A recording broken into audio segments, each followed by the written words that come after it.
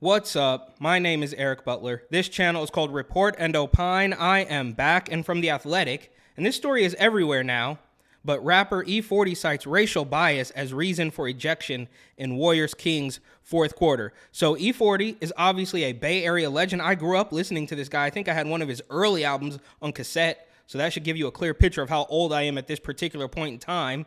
And as much as I respect E-40, I don't know if I'm buying this story. For decades, he's been going to these games. He's known to go to Warriors games and Giants games. And only now are they singling him out because of the color of his skin at an NBA game where most of the players, it's 75 or 80% black, and they don't like E-40 in Sacramento, of all places. I don't know if I'm buying this, but they say rap star E-40, a longtime Warriors fan who was ejected from Saturday's playoff game between Golden State and Sacramento, says racial bias played a role in the incident. Of course it did, right? I mean, you have to go with the narrative. What is he going to say? Oh, I was acting out of line, so they kicked me out. Obviously, he's not going to do that. He's going to play the card that he's been told to play, which is, of course, racism. League sources told The Athletic that E-40 was standing excessively throughout the game, blocking the view of spectators. One woman was repeatedly yelling toward E-40 to sit down, which led to a verbal back and forth between the two. King's security received multiple complaints, gave E-40 a warning on Saturday night, and Warrior security ultimately escorted him from his seat to avoid further issue. Here's what you need to know. Earl Stevens, known as E-40, was ejected from the fourth quarter. We know that. Several Warriors players and staffers got involved during the injection, leading to confusion in the moment. A Bay Area resident and prominent Warriors fan, E-40, called the Kings to investigate the appalling conduct that transpired in the events that led up to his ejection. So it sounds to me like he might have just been standing up a little bit too much and blocking people's view. Did they say something mean to him? Maybe. Are there racist people in the world? Absolutely. But did they kick E-40 out of an NBA game where 80% of the players are black because they don't like the color of his skin? I doubt it. And this guy, I mean, look, he made millions of dollars. People love his music. I mean, not all over the place, right? I think he's kind of a running joke. The rest of the country sort of makes fun of E-40, but us in the Bay, or who, I used to live in the Bay, not anymore because it's completely falling apart. But that, of course, is a different story. They love E-40, right? He sells wine, and I'm sure he's got some cannabis venture. I mean, the list goes on. The man is an entrepreneur, to say the very least. And so here's his tweet. Let's get a better look at this tweet here. E-40 says, so this is from Sham Sharanya. He's quote tweeting E-40, I guess. On Saturday night, I was subjected to disrespectful heckling over the course of the Warriors-Kings game in Sacramento during the fourth quarter. I finally turned around and addressed one heckler in an assertive but polite manner, yet shortly thereafter, Kings security approached me and assumed that I instigated the encounter and proceeded to kick me out of the arena. Unfortunately, it was yet another reminder that despite my success and accolades as a musician and entrepreneur, racial bias remains prevalent. Security saw a disagreement between a black man and a white woman and immediately assumed I was at fault. I've attended countless NBA games throughout my life. Exactly.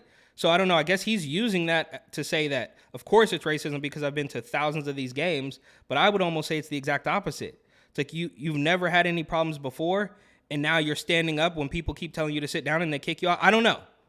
I'm just analyzing the facts given to me, right? So you go to these games constantly. You never had an issue until this one time, and they say that you won't sit down when they tell you to sit down. And again, I love E-40. I respect the guy through and through. But why are we always so quick to blame the race card at an NBA game? It's not like you were at NASCAR.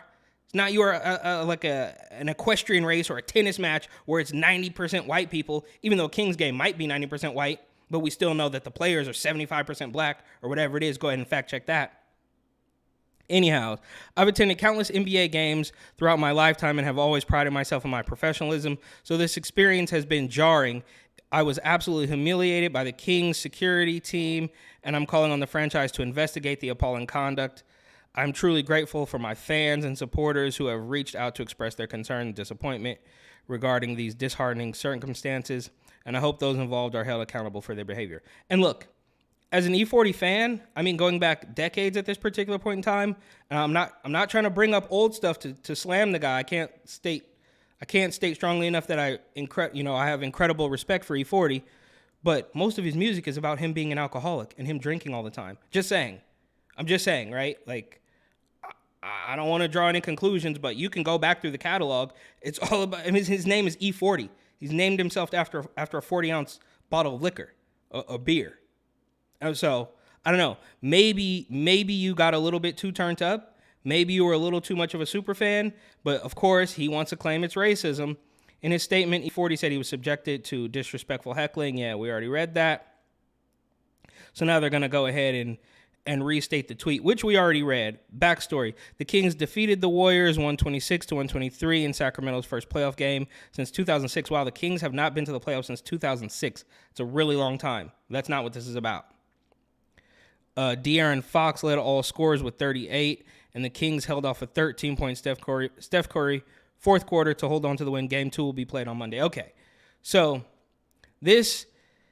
look, shout out E-40. You know, he's got loads of albums. He even at one point had a beef with Rasheed Wallace. So he's delved into the he's been around the NBA. He's been around the scene for a very long time.